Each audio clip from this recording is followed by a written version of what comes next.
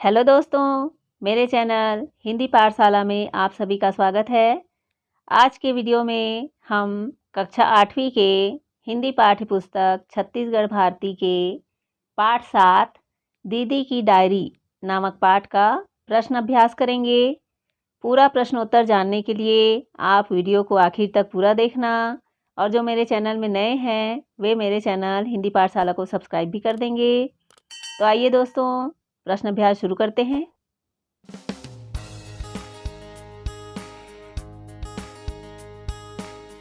पाठ से पहला प्रश्न है, दीदी की डायरी संजू ने क्यों पढ़ी। आपने पाठ को पढ़ा है, उसके उत्तर आप इस प्रकार से लिख सकते हैं। संजू डायरी लिखना चाहती थी, पर उसे समझ नहीं आ रहा था कि वह शुरुआत कैसे करे, इसलिए उसने अपनी दीदी से कहकर उनकी डायरी पढ़ी। प्रश्न 2 है, संजू की दीदी किस चुटकुले को पढ़कर लोटपोट हो गई थी। उत्तर इस प्रकार है, संजू की दीदी निम्नलिखित चुटकुले को पढ़कर लोटपोट हो गई थी। खरीदार मालिक से कहता है, इस भैंस की तो एक आंख खराब है, फिर इस भैंस के 7,000 क्यों मांग रहे हो। तो मालिक कहता है, भैंस से दूध लेना है या कसीदाकारी करवानी है। अगला प्रश्न है, संजू की दीदी ने पिकनिक में क्या क्या करतब दिखाए। आप उत्तर इस प्रकार लिख सकते हैं, संजू की दीदी ने पिकनिक में कुछ करतब दिखाए। जिसने जो फल चाहा उसे उसी फल की खुशबू सूंघा दी, जो मिठाई मांगी वही चखा दी। अगला प्रश्न है, संजू की दीदी के मन में लड़कियों की शिक्षा के विषय में क्या विचार आए। उत्तर है, संजू की दीदी के मन में विचार आया कि लड़कियों को पढ़ने का पूरा अवसर मिलना चाहिए। दुनिया भर की लड़कियां आज क्या क्या करतब दिखा रही है, हम हैं कि चौके चूल्हे के चक्कर से किसी तरह उबर नहीं पाती। कब तक हम अपनी इच्छाओं का गला दबाते रहेंगे। प्रश्न 5वां है, संजू ने साहित्य की कौन सी पुस्तक पढ़ी और वह पुस्तक उसे क्यों पसंद आई। तो संजू ने गांधी साहित्य पढ़ा। बापू के सत्य प्रयोग पुस्तक उसे बहुत पसंद आई। बापू ने इन प्रयोगों को अपनी डायरी में लिखा था। संजू ने सोचा वह भी डायरी लिखेगी। प्रश्न 6वां है, रिक्शा वाले की छींक का संजू की दीदी पर क्या असर हुआ। उत्तर है, रिक्शा वाले की छींक सुनते ही दादी ने कहा, बिटिया आज स्कूल ना जाओ, सामने की छींक है। संजू की दीदी का मन भी मैला हो गया था, किंतु संजू की दीदी के विद्यालय में उस दिन उनको अभिनय करना था। वह सोची जो होगा सो हो जाएगा। हिम्मत करके संजू की दीदी चल दी। संजू की दीदी के अभिनय की प्रशंसा हुई, उसे पुरस्कार भी मिला।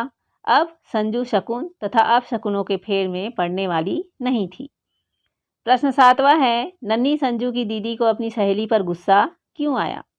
उत्तर है, नन्ही संजू की दीदी को अपनी सहेली पर गुस्सा इसलिए आया क्योंकि उसकी सहेली नीलू की पढ़ाई बंद करवाकर उसके माता पिता गांव ले जाकर उसका विवाह कराना चाहते थे, पर नीलू उसका विरोध न करके अपनी पढ़ाई करने की इच्छा को दबाकर अपने घर वालों के कहने पर गांव जाने को तैयार हो गई। अगला प्रश्न है, संजू की दीदी को तोतो चांद के व्यक्तित्व का कौन सा पहलू मज़ेदार लगा और वह मन में क्या सोचती है। उत्तर है, तोतो चांद जिस स्कूल में पढ़ती थी वह रेल के 6 डिब्बों में चलता था। जो जहाँ चाहे बैठे, जो चाहे पढ़े, शिक्षक का कोई डर नहीं, उन्हें पूरी आज़ादी थी। तोतो चांद एक मनमौजी लड़की थी, उसे रेल के डिब्बे वाले स्कूल जम गई थी। संजू सोचती है कि क्या हमें भी पढ़ने की ऐसी आज़ादी मिल सकती है। 9वां प्रश्न है, संजू की दीदी का पूरा दिन उदासी में बीतने का क्या कारण था। उत्तर है, संजू की दीदी की सहेली नीलू की पढ़ाई छूटने वाली थी, क्योंकि नीलू के घर वालों ने उसकी शादी तय कर दी थी। नीलू संजू के गले लगाकर रोने लगी। संजू को गले लगाकर रोने लगी और कहने लगी कि बहन पढ़ने का बेहद मन है, पर क्या करूं, कोई मेरी बात सुनता ही नहीं। इसलिए संजू की दीदी पूरे दिन उदास थी। पाठ से आगे का प्रश्न है, आपके माँ पापा और शिक्षक आपको बहुत से कार्यों के लिए प्रोत्साहित करते हैं, जिसके कारण आपके जीवन में परिवर्तन होता है। उन अनुभवों को कक्षा में परस्पर चर्चा कर लिखिए। उत्तर है, मेरे माँ पापा और शिक्षक मुझे हमेशा सच्चाई के मार्ग पर चलने की सीख दी तथा अच्छे कार्यों के लिए प्रोत्साहित करते रहे। पिताजी ने मुझे पढ़ाई के महत्व को बताया तथा यह भी कहा कि कठिन परिश्रम करके अपने लक्ष्य को प्राप्त किया जा सकता है। आज उनके मार्गदर्शन से मैं डॉक्टर बन गया हूँ, जिसके कारण मेरे जीवन में बहुत सारे परिवर्तन हुए हैं। प्रश्न 2 है, हमारे समाज में लड़कियों को पढ़ने और उच्च कक्षाओं तक शिक्षा को जारी रखते हुए आगे बढ़ने का कितना अवसर मिल पाता है? समूह में चर्चा कर उत्तर लिखिए। आपको अपने समूह में चर्चा करके उत्तर लिखना है। जैसे यहाँ लिखा हुआ है, पहले के समय में लड़कियों का पढ़ना उचित नहीं समझा जाता था, क्योंकि लड़कियों को उच्च शिक्षा के लिए दूर गांव या शहर जाना पड़ता था। आवागमन के साधनों का भी अभाव था। किंतु अब लड़कियों की शिक्षा को लेकर समाज के विचारधारा में बदलाव आया।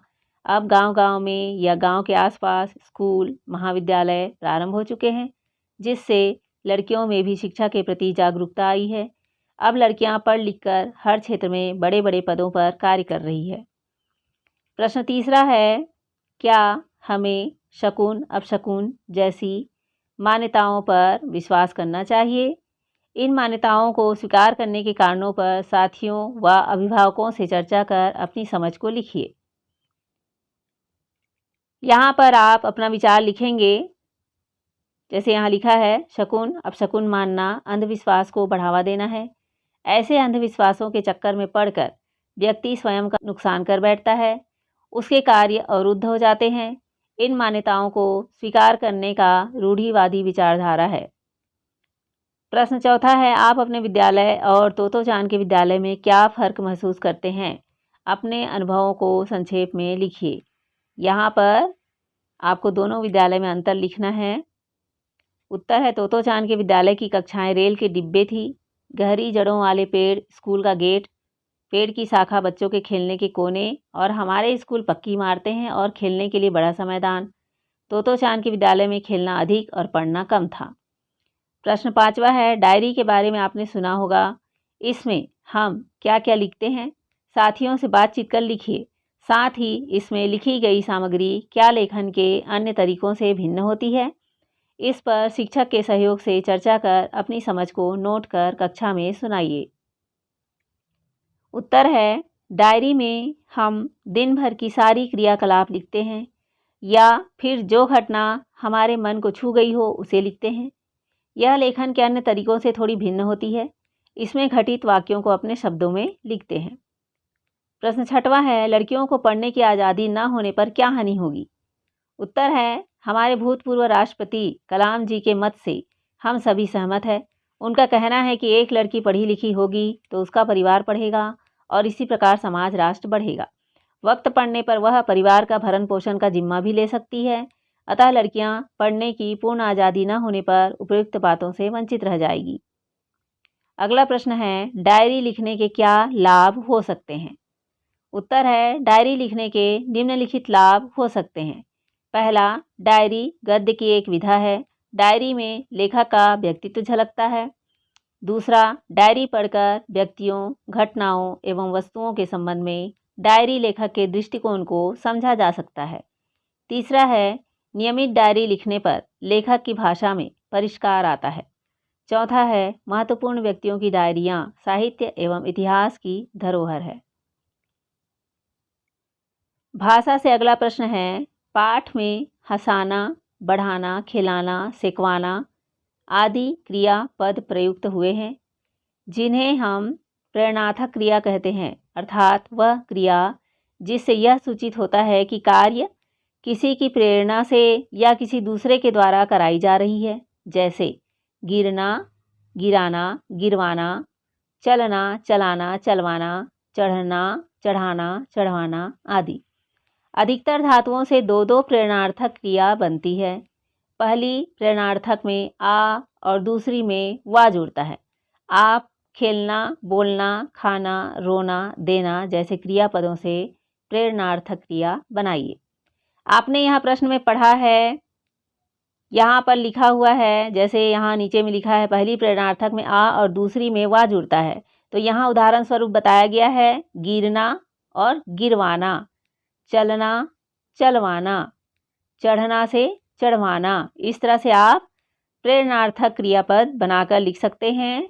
उत्तर में यहाँ लिखा हुआ है खेल में ना जोड़कर खेलना, खिलवाना, बोलना से बोलना, बुलवाना, खा में ना जोड़कर खाना, खवाना, रो में ना जुड़ा है रोना, रुलवाना, दे में ना जुड़ा है तो देना, दिलवाना। इस प्रकार से क्रियापद आप बनाकर लिख सकते हैं। प्रश्न दूसरा है प्रतिदिन, दिनों दिन, यथासंभव, यथासमय जैसे शब्द का प्रयोग पाठ में हुआ है जो सामासिक पद है। समास के भेद की दृष्टि से ये उदाहरण अव्ययी भाव समास के हैं। इस समास में पहला पद पूर्व पद प्रधान होता है और पूरा पद अव्यय होता है। इस समस्त पद का रूप किसी भी लिंग, वचन आदि के कारण नहीं बदलता है। अव्ययी भाव समास में समस्त पद अव्यय बन जाता है, उसका रूप कभी नहीं बदलता है, इसके साथ विभक्ति चिन्ह भी नहीं लगता है। तो यहाँ पर आपको अव्ययी भाव समास के बारे में बताया गया है कि अव्यय वह है जिसका रूप कभी भी नहीं बदलता है।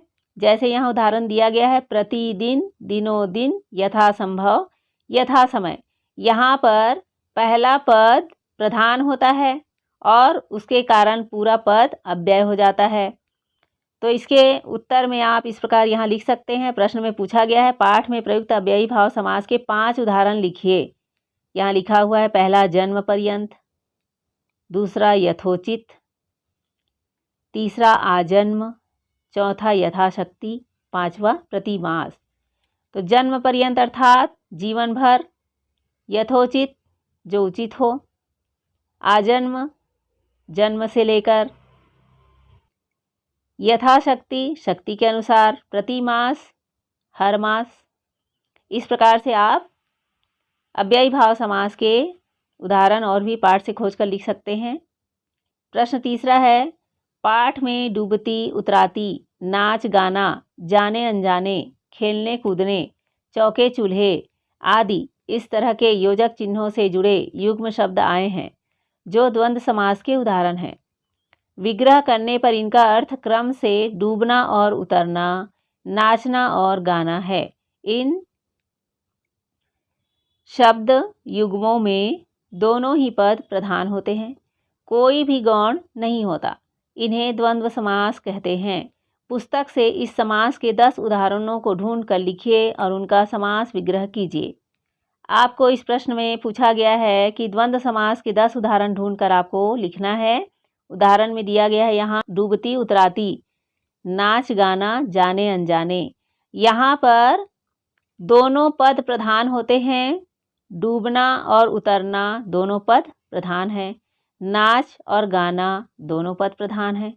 जाने अनजाने, जाने और अनजाने, खेलने और कूदने, इस तरह से इसमें दोनों पद प्रधान होते हैं। जैसे यहाँ लिखा हुआ है राजा और रानी, राजा रानी, ये द्वंद्व समास का उदाहरण है। जन्म मृत्यु, जन्म और मृत्यु, आना जाना, आना और जाना, छोटी बड़ी, छोटी और बड़ी, रंग बिरंगी, रंग और बिरंग, आलू मटर, आलू और मटर, माता पिता, माता और पिता, लाभ हानि, लाभ और हानि, भाई बहन, भाई और बहन, थोड़ी बहुत, थोड़ी और बहुत। इस प्रकार से दोनों पद प्रधान हैं, इसका पता चल रहा है और ये द्वंद्व समास का उदाहरण है। इसी तरह के शब्द आप भी ढूंढकर लिख सकते हैं। प्रश्न चौथा है इस पाठ में एक वाक्य आया है कॉलेज में कक्षा के सामने ठक ठक होती रही। ठक ठक ध्वन्यात्मक शब्द है। किसी वस्तु पर जब हम दूसरी वस्तु से प्रहार करते हैं तो ठक जैसी आवाज़ होती है। इसी तरह की आवाज़ करने वाले शब्दों को ध्वन्यात्मक शब्द कहते हैं। आप भी 4 अन्य ध्वन्यात्मक शब्दों का अपने वाक्यों में प्रयोग कीजिए। तो आपको इस तरह से ध्वनि निकालने वाले शब्द जैसे ठक ठक, टन टन, खटखट, पटपट आदि शब्द ढूंढकर वाक्य प्रयोग करना है। जैसे यहाँ दिया गया है ध्वन्यात्मक शब्द है टन टन, टप टप, खटखट, दन दन। वाक्य प्रयोग इस प्रकार से टन टन का वाक्य प्रयोग है टन टन घंटी बजी और बच्चे कक्षा से बाहर आ गए। टप टप का वाक्य प्रयोग है पत्तियों से टप टप पानी की बूंदें टपक रही थी। खटखट का वाक्य प्रयोग है, वह खटखट सीढ़ियाँ चढ़कर ऊपर आ गया। दन दन का वाक्य प्रयोग है, शिकारी ने दन दन 2 गोलियां दागी और शेर वहीं पर ढेर हो गया। इस प्रकार से आप भी वाक्य बनाकर लिख सकते हैं। अगला प्रश्न है, रामदयाल ने एक वाक्य लिखा, मैं प्रतिरोज श्रुति लेख लिखता हूँ। इस वाक्य में क्या अशुद्धि है, इसका कारण लिखिए और वाक्य शुद्ध करके लिखिए। यहाँ पर आपको अशुद्धि बताना है। जैसे यहाँ बताया गया है, इस वाक्य में पुनरुक्ति दोष है। पुनरुक्ति अर्थात पुनः प्रयोग करके लिखा गया है। वाक्य में प्रतिरोज शब्द प्रयुक्त हुआ है जिसका अर्थ है हर, किंतु वाक्य में प्रतिरोज के स्थान पर केवल रोज शब्द का प्रयोग करने पर भी वही अर्थ निकलता है। शुद्ध वाक्य में मैं रोज श्रुति लेख लिखता हूँ। प्रतिरोज में प्रति और रोज का एक ही अर्थ निकलता, प्रतिरोज यानी हर रोज या रोज रोज। तो यहाँ पर शुद्ध करके इस प्रकार से लिखा गया है वाक्य को कि मैं रोज श्रुति लेख लिखता हूँ। तो इस प्रकार से आप उत्तर लिख सकते हैं। अगला प्रश्न है, नीचे लिखे वाक्यों को पढ़िए। क है, मैं तो रात भर उनके पास बैठी रही। ख है, मुझे आपसे इतना भर कहना है। उत्तर इस प्रकार से है, दोनों वाक्यों में भर शब्द का अर्थ अलग अलग है, इसको बताना है। इन दोनों वाक्यों में भर शब्द का प्रयोग हुआ है। यह निपात सूचक शब्द है। पूर्व के पाठ में आपने इस विषय में पढ़ा है। दिए गए दोनों वाक्यों में इसका अर्थ अलग अलग है। इनके अर्थों पर विचार कीजिए और लिखिए। क वाक्य में भर शब्द का अर्थ है पूरी। ख वाक्य में भर शब्द का अर्थ है केवल। यहाँ पर दोनों वाक्यों के अनुसार भर शब्द का अर्थ बदल गया। पहला वाक्य पूरी अर्थ प्रकट कर रहा है और दूसरे वाक्य में भर का अर्थ हो गया केवल। इस प्रकार से आप उत्तर लिख सकते हैं। तो दोस्तों, मैं उम्मीद करती हूँ कि आप इस पाठ के सभी प्रश्नों के उत्तर को जान गए होंगे, समझ गए होंगे। और इस पाठ का एक्सप्लेनेशन वीडियो भी मैंने बनाया है जिसके लिंक डिस्क्रिप्शन बॉक्स पर दिए गए हैं, उसे क्लिक करके आप पाठ को समझ सकते हैं। दोस्तों, अगर ये वीडियो अच्छी लगी हो तो अपने दोस्तों के साथ ज़रूर शेयर कीजिए, लाइक कीजिए और मेरे चैनल को भी सब्सक्राइब कर दीजिए तथा बेल आइकन को भी दबा दीजिए, जिससे आने वाले पाठ की वीडियो की नोटिफिकेशन आपको मिल सके। हम अगले पाठ में फिर मिलेंगे दोस्तों। Thank you.